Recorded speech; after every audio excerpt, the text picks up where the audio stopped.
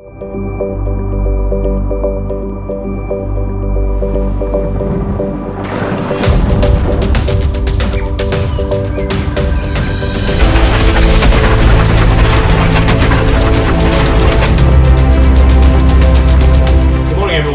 you're having a great day so far. Today I want to talk about commitment to God, total commitment to God. What does it mean to be committed? What is the expectation the Bible has for us? To belong to God means that we're a disciple, or maybe we're a Christian, or maybe we're a saint, or maybe we're a believer. There are many different words that the Bible uses to describe those that belong to God. But is there a difference? Oh, let's look at the scriptures. Acts chapter 11, verse 25. The Bible says, Then Barnabas went to Tarsus to look for Saul. And when he found him, he brought him to Antioch. So for a whole year, Barnabas and Saul met with the church and taught great numbers of people. The disciples were called Christians first at Antioch.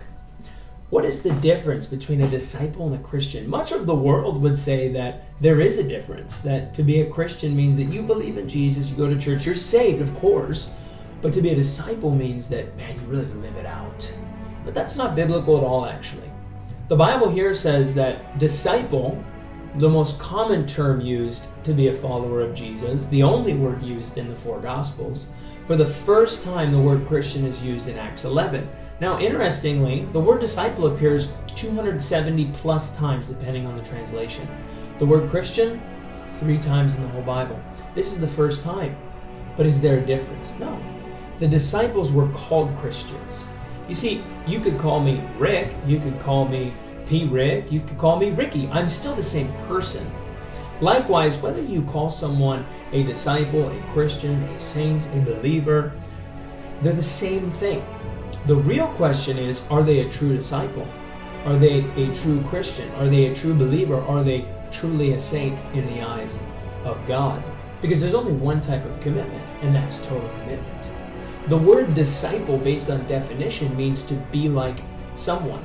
So to be a disciple of Jesus means you're a student of Jesus. An apprentice. If you were to be a disciple or an apprentice of a carpenter, you would imitate them so that you can do what they do.